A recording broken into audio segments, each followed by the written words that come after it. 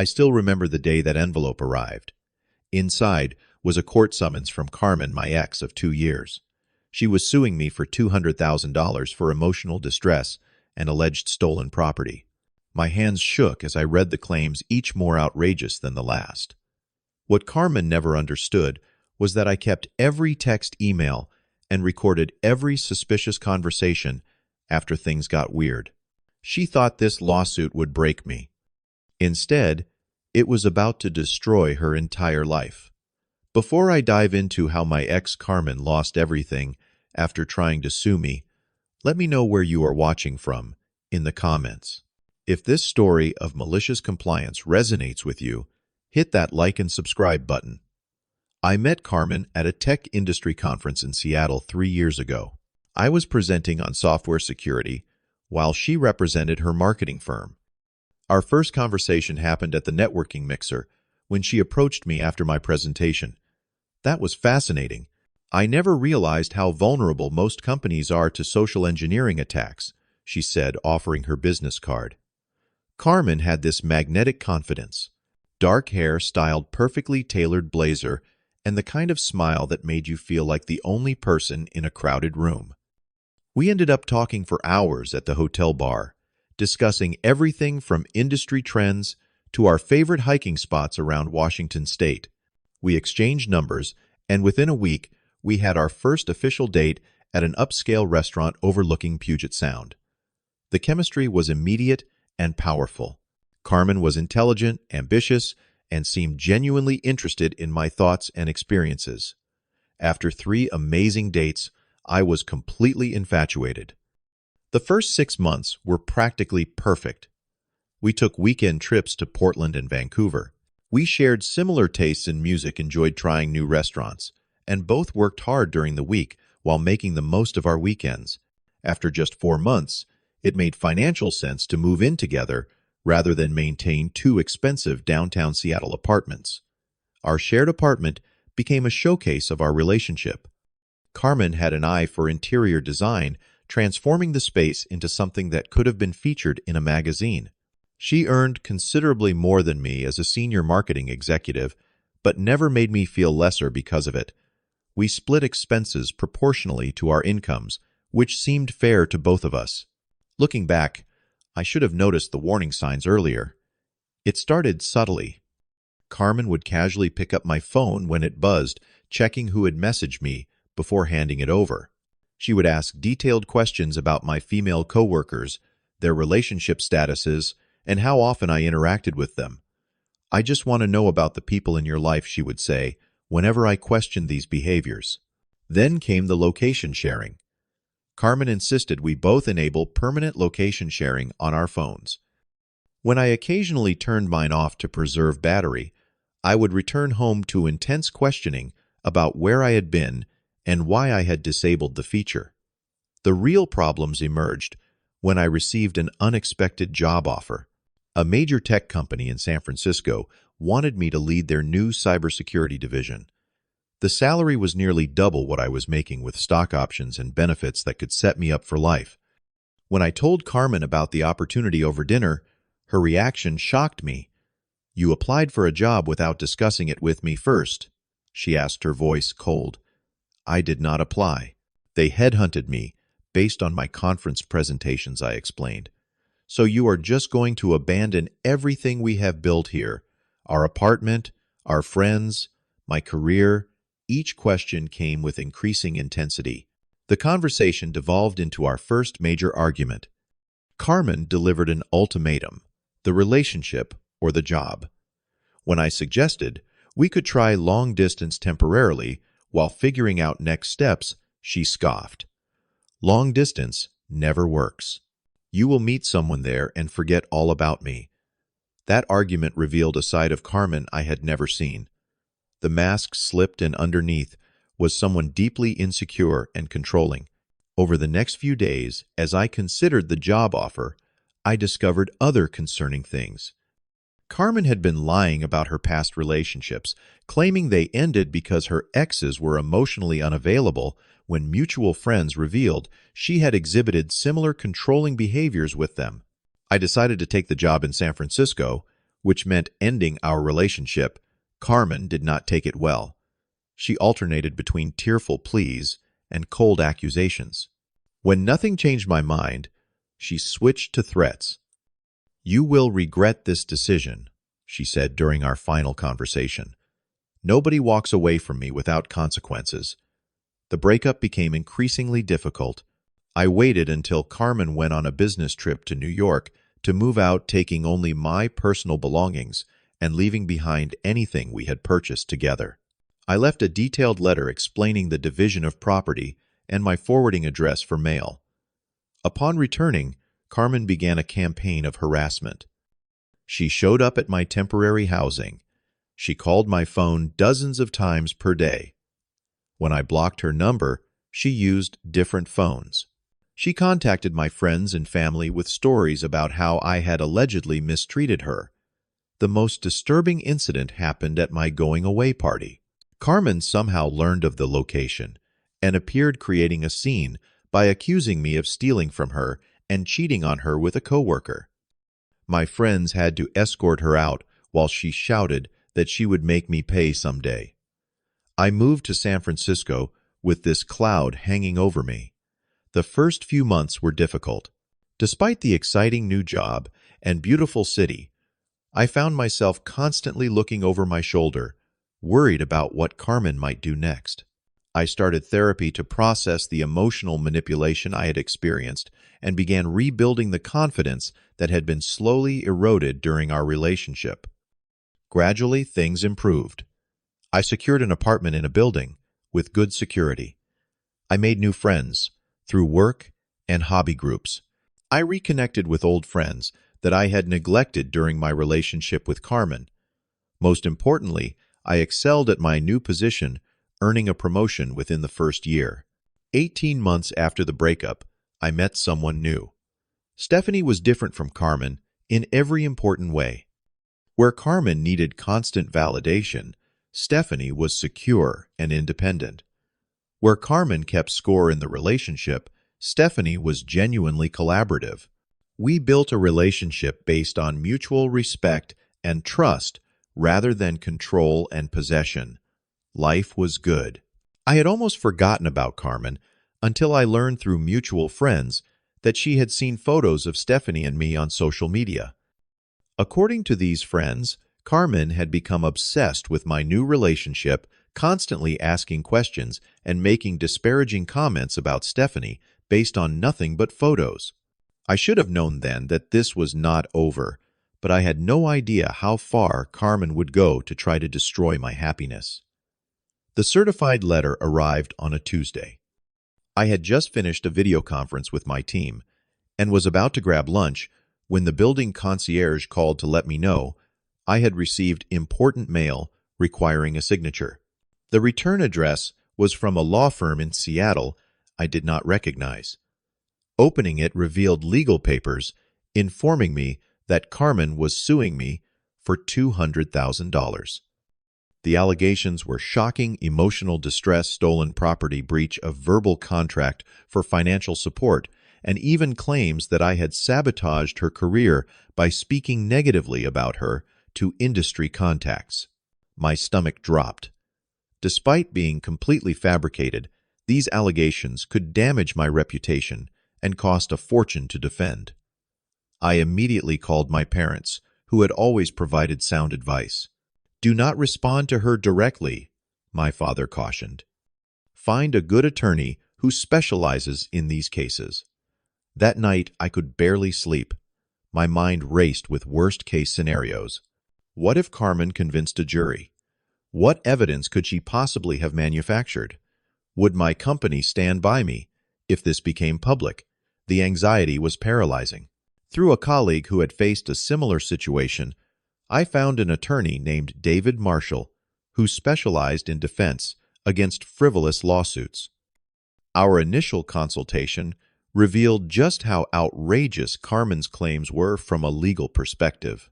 Based on what you have told me and the documentation provided, this appears to be a vindictive action rather than a legitimate claim, David explained.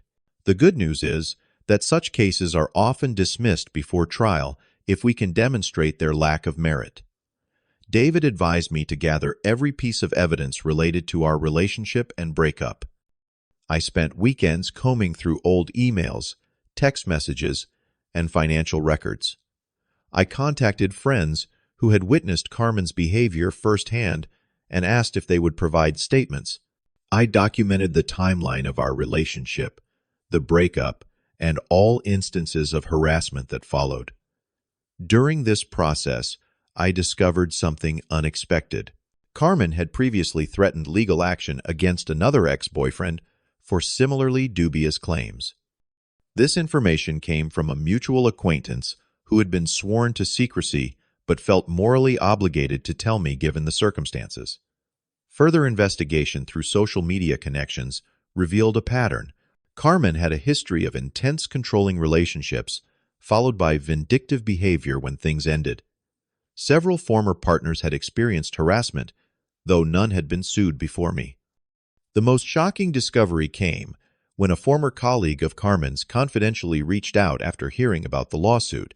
According to this individual, Carmen had been involved in questionable practices at work, including taking credit for others' ideas and manipulating client billing. Most concerning there were suspicions she had falsified documents for personal gain, which raised questions about her willingness to fabricate evidence for the lawsuit. While gathering this evidence, Carmen escalated her harassment. She somehow obtained my sister's home address and showed up unannounced, claiming she needed to speak with me urgently. My sister, aware of the situation, refused to provide my contact information and threatened to call the police. Carmen also created a scene at a restaurant in San Francisco where I was having dinner with Stephanie. She approached our table, introduced herself to Stephanie as the woman he really loves, and proceeded to make a series of false claims about our past relationship. Security escorted her out, but the incident left Stephanie shaken. The final straw was when Carmen attempted to contact my employer with allegations of professional misconduct. Fortunately, my manager recognized the situation for what it was and alerted me immediately. With David's guidance, I decided against pursuing a settlement. Instead, we filed a countersuit for harassment and defamation, along with a request for a restraining order. The evidence we had gathered painted a clear picture of Carmen's true motives and behavior patterns. Sometimes David told me the best defense is a strong offense. She expects you to cower and possibly settle to avoid embarrassment. She does not expect you to fight back with everything you have.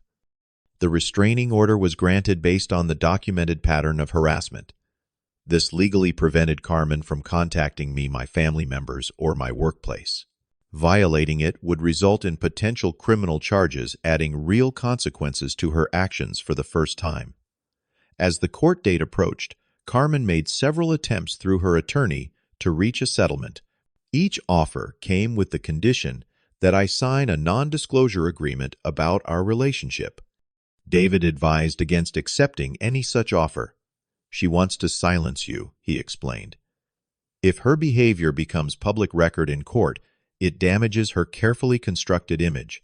That is actually your strongest leverage. With each rejected settlement offer, the amount Carmen was willing to pay to make the case disappear increased, which only reinforced our decision to proceed to court.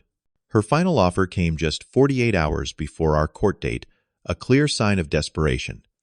I was nervous about facing Carmen in court, but also strangely calm.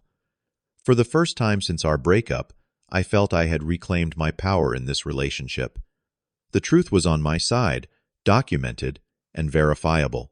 All her manipulation and threats could not change that fundamental reality. The morning of the court date, I dressed in my best suit and arrived early with David. We had prepared extensively, organizing evidence and practicing potential testimony. Stephanie had come for moral support, but would wait outside the courtroom. When Carmen arrived with her attorney, I saw her for the first time in nearly 2 years. She was impeccably dressed, as always, projecting confidence as she walked past without acknowledging me. But I noticed something different in her eyes, a flicker of uncertainty that had never been there before. The judge, an older woman named Judge Patricia Rivera, had a reputation for no-nonsense efficiency. She began by reviewing the complaints and counter-complaints, occasionally looking up at Carmen and me over her reading glasses. Carmen's attorney presented her case first. According to their narrative, I had promised to support Carmen financially while she launched her own marketing consultancy, then abandoned her without warning. They claimed I had taken property worth thousands of dollars from our shared apartment.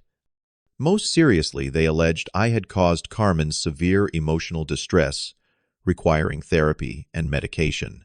When Carmen took the stand, she gave a performance worthy of an award. Tears flowed at perfectly timed intervals as she described feeling betrayed and abandoned. She claimed to have emails proving our financial arrangement text messages showing my verbal abuse and witness statements supporting her version of events. Judge Rivera listened attentively, but began asking increasingly pointed questions that revealed inconsistencies in Carmen's testimony. You stated, Mr. Jackson promised to support you financially for 1 year, correct? Can you provide any written evidence of this agreement? It was a verbal agreement, Carmen explained. Yet you managed to record other conversations and keep all text messages, the judge observed. It seems unusual. Such an important agreement would not be documented when you were clearly careful about preserving other communications. As questioning continued, Carmen became visibly frustrated. Her testimony began contradicting the written complaint on key points such as the timing of events and specific property allegedly taken. When confronted with these discrepancies, she blamed her attorney for misunderstanding her statements. Then came our turn. David methodically presented evidence contradicting each of Carmen's claims. Financial records showed that far from taking anything I had left behind, furniture and appliances worth thousands of dollars. Text messages revealed Carmen's escalating threats following the breakup. Most damaging were the witness statements from mutual friends describing her erratic behavior and explicit threats to make me pay. The critical moment came when David introduced evidence of Carmen's previous lawsuit threat against another ex-boyfriend. Her attorney objected vehemently, but Judge Rivera allowed it as evidence of a pattern of behavior relevant to the countersuit for harassment. Then David played his final card, calling a surprise witness Carmen's former coworker. This individual testified under oath about observing Carmen falsify client billing records and take credit for others' work, directly challenging her credibility and ethical character. During cross-examination, Carmen's composure finally cracked. When David presented text messages she had sent threatening to destroy me if I did not return to Seattle, she claimed they were fabricated. When he produced phone records showing dozens of calls to my family members after being explicitly asked to stop, she insisted they were about retrieving her property. When confronted with social media messages where she had disparaged my new relationship, she said her account had been hacked. The breaking point came when David presented evidence that Carmen had created fake email accounts pretending to be me to send unprofessional messages to my contacts. This revelation visibly shocked Judge Rivera. Miss Daniels, did you create these email accounts in Mr. Jackson's name? The judge asked directly. I do not recall, Carmen replied, a response that drew an audible sigh from the judge.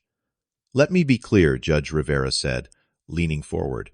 Creating false communications in someone else's name potentially constitutes identity fraud, a criminal offense. I strongly suggest you reconsider your answer. After conferring with her attorney, Carmen admitted to creating the fake emails, but claimed it was just to scare him and not meant to cause actual harm. Judge Rivera called a brief recess. When court resumed, her demeanor had noticeably hardened. Without much preamble, she delivered her ruling. This court finds Miss Daniels' claims entirely without merit and dismisses her complaint in its entirety, she began. Furthermore, the court finds in favor of Mr. Coplet Jackson on his countersuit for harassment and defamation. The judge ordered Carmen to pay all my legal fees, totaling over $40,000. She also maintained the restraining order indefinitely, and most surprisingly, referred the case to the district attorney's office to investigate potential perjury charges based on Carmen's contradictory testimony. The court takes a very dim view of using the legal system as a weapon for personal vendettas, Judge Rivera concluded. Such actions waste judicial resources and make a mockery of justice. As we prepared to leave the courtroom, a well-dressed man approached Carmen and her attorney. He introduced himself as the legal counsel for her employer. The company had sent him to observe the proceedings after receiving concerning reports about Carmen's conduct. In light of today's revelations and the judge's findings, your employment is terminated effective immediately, he informed her. Please do not return to the office. Your personal belongings will be shipped to your home address. Carmen's face drained of color. In a single day, she had lost her lawsuit, been ordered to pay substantial legal fees, faced possible criminal charges, and lost her high-paying executive position. As she left the courthouse, 2 police officers approached her. They needed to ask her questions regarding the potentially fraudulent emails and financial improprieties mentioned during testimony. The last image I had of Carmen was her being escorted to a police cruiser, not in handcuffs, but clearly under investigation. I felt no joy in that moment, only a profound sense of relief that justice had prevailed and that this chapter of my life could finally close. In the days following the court case, I experienced a whirlwind of emotions. Relief was the most immediate, followed by lingering anxiety that somehow Carmen would find another way to retaliate. David assured me that the legal consequences she now faced would likely prevent any further harassment. People like Carmen operate under the assumption they will never face real consequences, he explained. Once that illusion is shattered, their behavior typically changes dramatically. The aftermath of the case brought unexpected developments. Several news outlets picked up the story, focusing on the cautionary tale of using lawsuits as revenge. I declined all interview requests, preferring to put the entire situation behind me. Carmen, however, could not escape the publicity. Through mutual connections, I learned about Carmen's downward spiral. The criminal investigation into perjury and potential fraud resulted in misdemeanor charges rather than felonies, but still required legal representation she could hardly afford after paying my legal fees. Her professional reputation was in tatters. Marketing is a relationship business, and word spread quickly about her courtroom revelations. Most major companies in Seattle refused to consider her for positions. When potential employers conducted background checks or called references, the lawsuit inevitably came up. Carmen eventually took a significantly lower-paying position at a small firm outside the city, a dramatic step down from her executive status. I focused on healing from the ordeal. Weekly therapy sessions helped me process the trauma of both the relationship and legal battle. I learned to recognize the warning signs of controlling personalities and to establish healthier boundaries in all relationships. My relationship with Stephanie deepened through the experience. She had shown remarkable patience and support throughout the legal proceedings, never once suggesting the baggage was too much to handle. 6 months after the court case, we moved in together, creating a home built on mutual trust and respect. About 8 months after the trial, I received an unexpected update. Carmen had been forced to sell her luxury condo to cover mounting debts and legal obligations. She was leaving Seattle entirely, moving to Arizona to start over where her reputation had not preceded her. Through a real estate agent friend, I learned the sale was significantly below market value, a desperate move to liquidate quickly. The news left me with complicated feelings. While there was a certain cosmic justice in seeing someone face consequences for their actions, I took no pleasure in Carmen's genuine suffering. I hoped that hitting rock bottom might lead to the kind of self-reflection and growth she clearly needed. My own life continued to flourish. The stress of the pending lawsuit Removed, I excelled at work, earning another promotion and industry recognition for a security protocol I developed. Stephanie and I enjoyed exploring California together, making new friends, and building the life I had always wanted. A year after the court case, the last piece of news about Carmen reached me through an old Seattle friend. She had apparently undergone significant personal changes after losing everything. Working a normal job, living in a modest apartment, and according to rumors attending therapy and anger management classes. While I would never know if these changes were genuine or simply another performance I hoped for her sake, they were real. The experience had taught me that people who manipulate and control others are often fighting inner demons of their own. The entire experience left me with profound life lessons. I learned the value of documenting important interactions in relationships, especially when warning signs appear. I discovered the importance of standing firm against manipulation rather than taking the path of least resistance. Most significantly, I recognized the power of truth as the ultimate defense against false narratives. Looking back now 2 years removed from the courtroom drama, I am actually grateful for the experience despite its difficulty. It forced me to develop strength I never knew I possessed. It taught me to recognize authentic relationships and appreciate them fully. It showed me that justice, while sometimes slow, often arrives in unexpected ways.